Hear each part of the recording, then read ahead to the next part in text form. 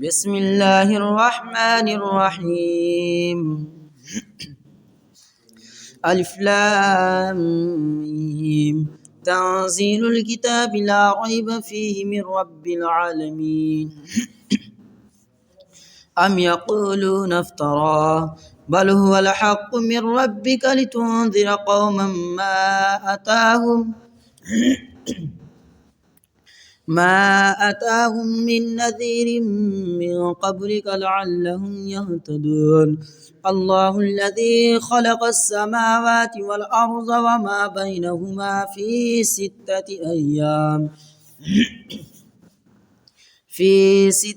أيام ثم استوى على العرش.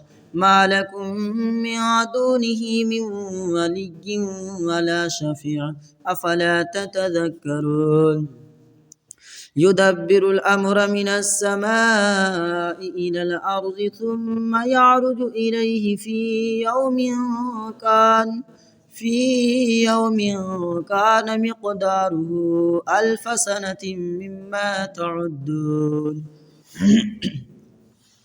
ذلك عالم الغيب والشهادة العزيز الرحيم الذي أحسن كل شيء خلقه وبدأ خلق الإنسان من طين ثم جعل نسله من سلالة من ماء مهين ثم سواه ونفخ فيه من روحه وجعل لكم السمع والأبصار والأفئدة قليلا ما تشكرون.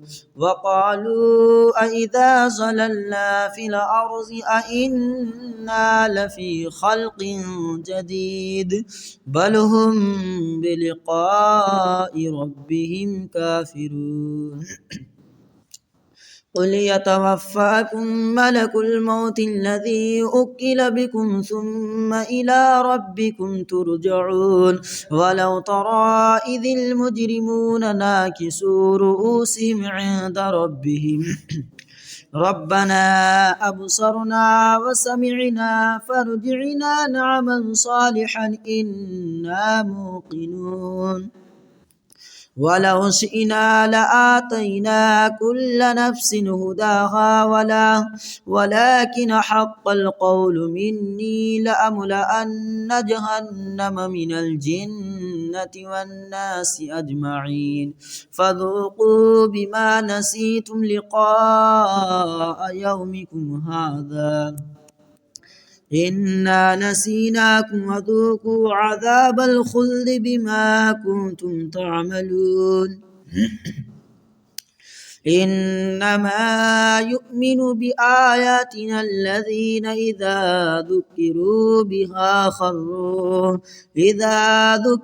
بها خروا سجدا وسبحوا بحمد ربهم وهم لا يستكبرون.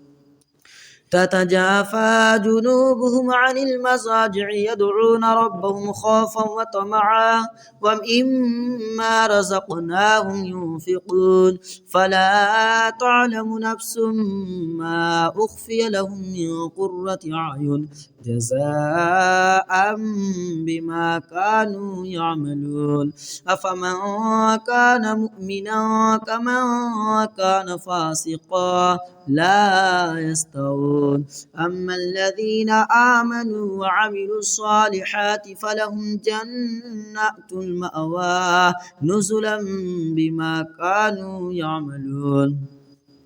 وأما الذين فسقوا فمأواهم النار كلما أرادوا أن يخرجوا منها أعيدوا فيها وقيل لهم ذوقوا عذاب النار الذي كنتم به تكذبون. ولنذيقنهم من العذاب الأدنى دون